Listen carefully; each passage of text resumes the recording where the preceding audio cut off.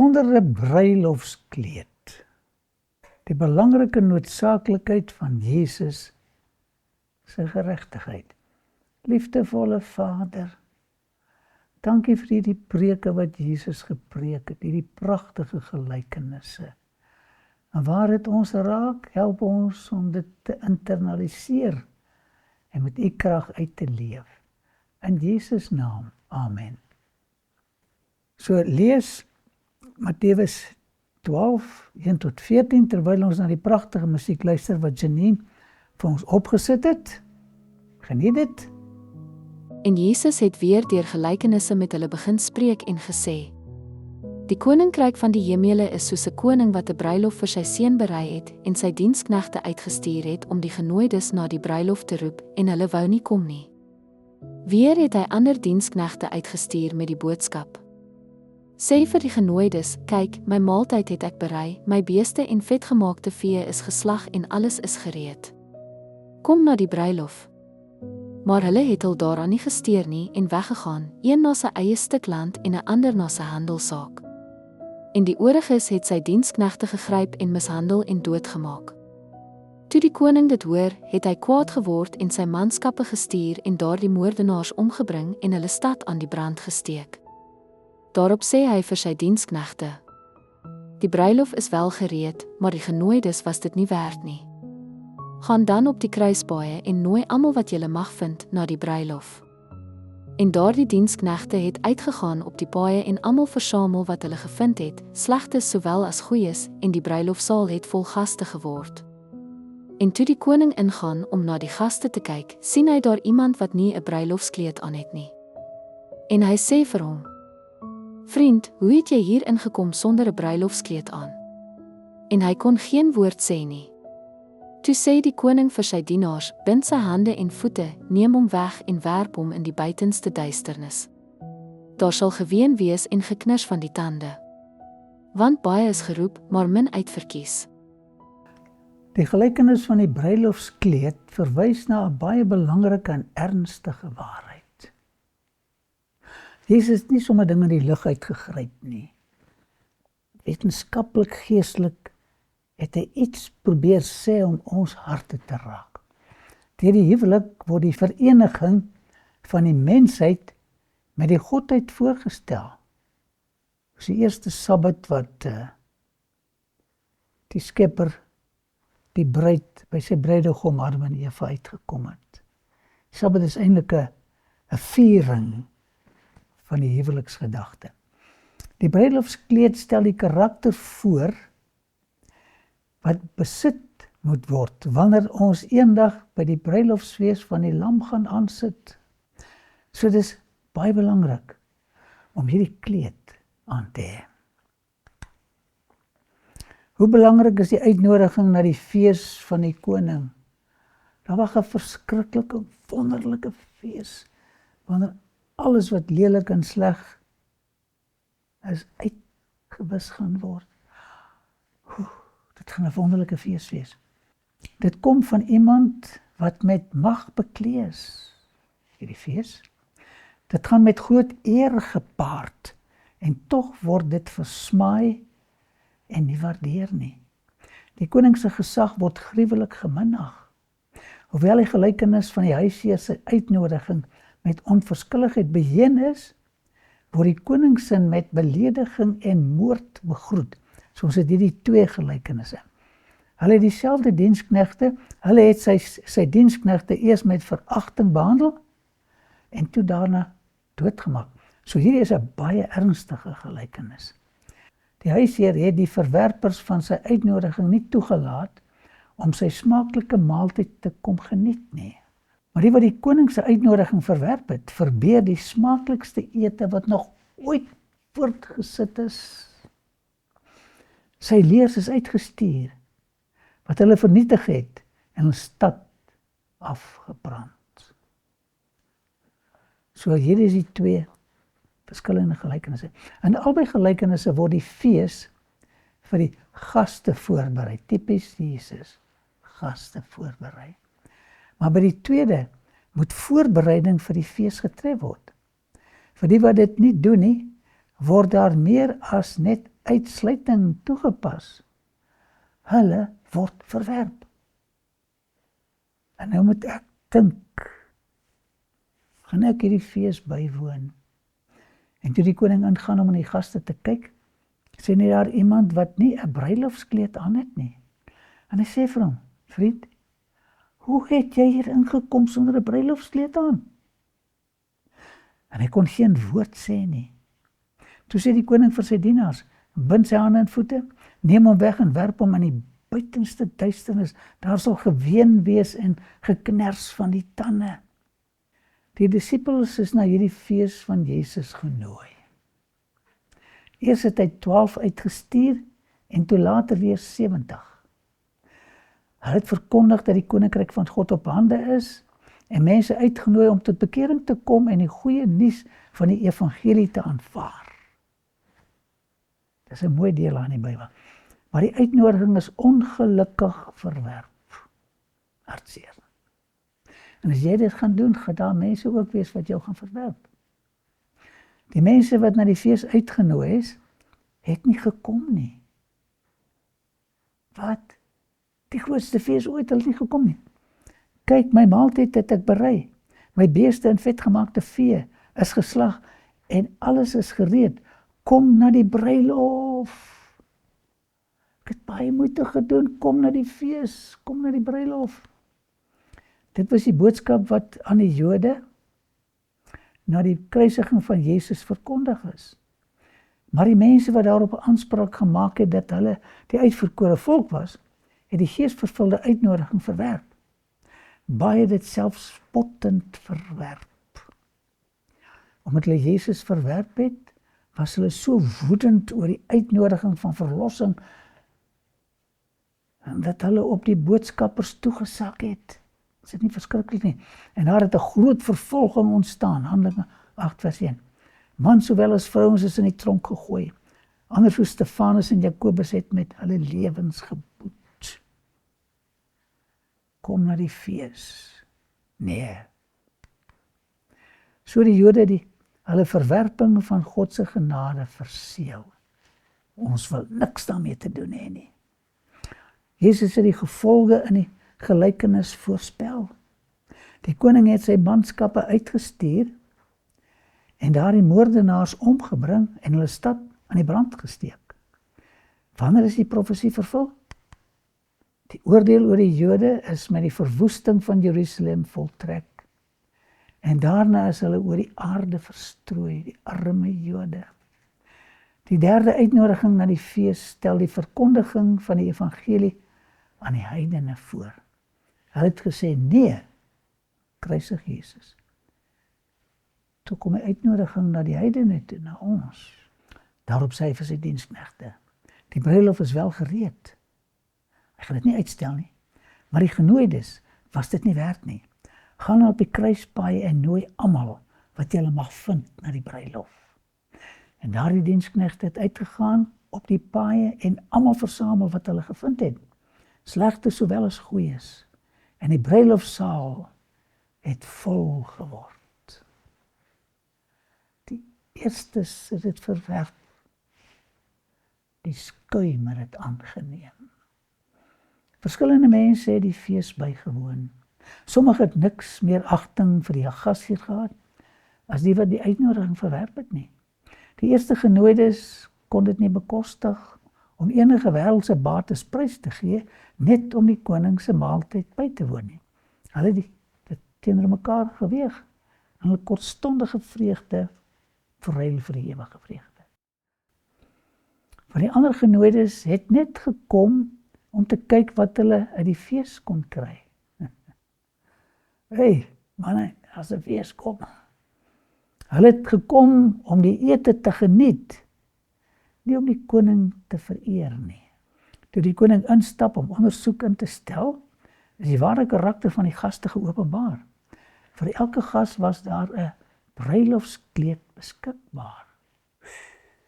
Weet julle wat dink 'n vrou van 'n bruilofskleed? Dis kosbaar. Dit was 'n persoonlike geskenk van die koning. Daar was nog nooit so 'n mooi geskenk aan die gaste geoffer nie. Deur dit aan te trek, het hulle respek en waardering vir die gewer, die koning van die fees betoon. Hy het gevra, hier is 'n geskenk, trek dit aan. Maar een van die mans het sy gewone klere aangehad. Hy het geweier om voorbereidings vir die fees te maak, wat die koning van die gaste verwag het. Hy het die diensknegt by die deur met die kleed aanstoot gegee. Man, hou daai kleed van jou. Ek dink ek is goed genoeg. Ek laat nie my voorskryf wat ek moet aantrek nie, so iets. En toe die koning ingaan om aan die feeste te kyk, sien daar iemand wat 'n bruilofskleed aan het. Hierdie is 'n ondersoekende oordeel. En hy sê vir hom, vriend, hy praat mooi met hom. Hoe het jy hier ingekom sonder 'n bruilofskleed aan? En hy kon hom geen woord sê nie. Net stil gebly. Hy het die koning baie lelik aanstoot gegee. Op die koning se navraag, hoe het jy hier ingekom sonder 'n bruilofskleed aan, het hy arrogant opgetree. En dit nie as nodig geag om eers die koning te antwoord nie. Nee, geen nie antwoord nie. Deur sy onbeskofte gedrag het hy homself gediskwalifiseer om 'n gas by die koning se fees te wees. Verskriklik. Hy het die fees misgeloop. Die grootste fees. Die ondersoek van die gaste by die fees stel die oordeelswerk voor. Die gaste by die fees stel mense voor wat daarop aanspraak maak dat hulle God dien en glo dat hulle naam in die boeke van die lewe geskryf is. Maar nie almal wat voorgee dat hulle Christene is ware disippels van die Here nie. Voordat die finale beloning gegee word, moet daar besluit word wie in die erfenis van die regverdiges gaan deel. Dit is tog logies. Hoekom moet hierdie besluit voor die wederkoms van Jesus gemaak word? Ons vra. Want wanneer hy kom, is sy beloning met hom, om elkeen te vergeld soos sy werk sal wees. Die beloning kom, soos ons werke gaan wees. Voor sy koms sal ons karakters getoets word, om vas te stel hoe danig ons geestelike toestand is, sodat ons beloning volgens ons dade sal geskied. Dade is gehoorsaam, en dade en gehoorsaamheid is verskriklik belangrik. Dit is waarop ons getoets gaan word. Jou gedrag. Dit is terwyl ons nog op die aarde lewe, dat die ondersoekende oordeel in die hemel plaasvind op hierdie oomblik. Die gedrag van al die Here se blydende volgelinge word deur hom in oënskou geneem. Almal word volgens hulle gedrag in die boeke van die hemel ondersoek, en daarvolgens word hulle lotsbestemming finaal beslis. En Paulus sê in 2 Korinte 3 dat ons engele gaan oordeel. Daar moet nie weer iemand in die hemel wees wat alles gaan omverwerp nie. Soek nie weer 'n rebellie nie. Vir die vredemakers gaan hemel toe. Die bruilofskleed in die gelykenis stel die rein, vlekkelose karakter van Jesus se ware volgelinge voor. Hoe lyk sy volgelinge? Pragtige karakter, rein. Aan die kerk word gegee om bekleed te wees met rein en blink fyn linne, sonder vlek of rimpel of iets dergeliks. Ons wandel moet mooi wees. Dit is die geregtigheid van Jesus, sy onbevlekte karakter, wat deur geloof aan elkeen gegee word, wat hom as hulle persoonlike verlosser aangeneem word. Hoe lyk jou kleed? Die wit kleed van onskuld is deur ons voorouers gedra toe hulle in die heilige Eden deur God geplaas is. Hulle het in ooreenstemming met die wil van God geleef. Al hulle krag en al hulle liefde was aan hulle hemelse Vader toegewy. 'n Sagte kleed van God het hulle omvou. Hierdie kleed was 'n simbool van hulle geestelike onskuld. as hulle aan God getrou gebly het, sou hulle vir altyd hierdie hemelse kleed gedra het, glanskleed. Ek wonder hoe dit gelyk. Maar toe sonde ingetree het, het hulle die kontak met God verloor, en die lig wat hulle omstraal het verdwyn. Hoe tragies. In hulle geskokte naaktheid het hulle self met vye blare probeer bedek. Patheties. Dit is wat die oortreders van God se wet deur alle eeue heen gedoen het. Hulle het vye blare gebruik om hulle oortreding te bedek. Hulle het die klere van eie geregtigheid aangetrek om hulle sondes te probeer verdoesel, om by God aanvaarbaar te wees. Maar dit is 'n onmoontlikheid wat hulle probeer doen het. Kan nie God bedrieg nie, ken nie hart. Daar is niks wat ons kan doen om die verlore kleed van onskuld te vervang nie, dit is weg. Geen vyeblaar bedekking, geen aardse bedekking kan deur mense aangetrek word wat by die feesmaal van die lam kom aansit nie. Dit is uitsluitlik die bedekking wat Jesus self voorsien, wat ons toelaat om in sy teenwoordigheid te verskyn. Hy gaan dit verskyn. Ek kan dit nie doen nie. Hierdie bedekking, Jesus se eie geregtigheid, sal in elke berouvolle gelowige sondaar voorsien word. Hoe ek sien uit na daai dag, wat ek sy karakter sal hê, vir ewig. Ek raai jou aan om van my te koop, goud wat deur vuur gelouter is, sodat jy ryk kan word. En wit klere, dat jy jou kan aantrek en die skande van jou naaktheid nie openbaar word nie. En salf om jou oë te salf, sodat jy kan sien. Hierdie kleed wat in die hemel geweef is, die pragtigste kleed, besit nie eers 'n enkele draad, 'n garentjie van menslike betrokkenheid nie. Christus in sy mensheid het 'n volmaakte karakter ontwikkel en hy skenk dit aan ons. Wow. Wat 'n gedagte. Jesus definieer sonde as volg. Sonde is wetteloosheid. Het jy sonde in jou lewe? Het ek sonde in my lewe? Jesus het die wet volkome uitgeleef.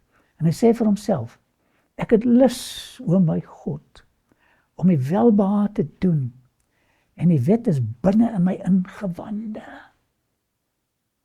Het jy lus om sy wet te gehoorsaam? Op aarde het Jesus gesê, ek het die gebooie van my Vader bewaar. Wanneer ons onsself aan Christus toewy, luister hier, word ons hart met sy hart verenig. Het jy dit? Ons wil word met sy wil saamgesnoer. Dit is groot gedagtes hierdie. Sy gesindheid word ons gesindheid. Ons denke word een met sy denke. Ons verkeerde gedagtes word deur hom in gevangenskap geneem. Ons leef sy lewe. Dit is wat dit beteken om met Christus se geregtigheid bekleed te wees. Wanneer hy dan na ons kyk, my liewe vriend, sien nie ons patetiese verlepte vye blaarklere nie. Tog. Nee, hy sien nie hoe ons sonde ons misvormings kandelik naak gemaak het nie. Hy sien sy eie kleed van geregtigheid, wat volkome gehoorsaamheid aan die heilige wet van God is. Volgende keer, meer aangaande die heilige ondersoekende oordeel. Waarom was dit nodig vir die koning om die gaste te ondersoek? Hoe kan ons seker maak dat ons deel van God se ewige koninkryk van vredevolle geluk kan wees? Liefdevolle Vader, ek kan dit nie mooi verstaan nie, maar om te dink. U gaan ons klee met die presies dieselfde karakter wat Jesus besit. Ons gaan baie lieflike mense wees. Dankie vir hierdie geskenk wat wag. Ag, mag ons nou al begin aantrek aan hierdie pragtige kleed. In Jesus naam. Amen.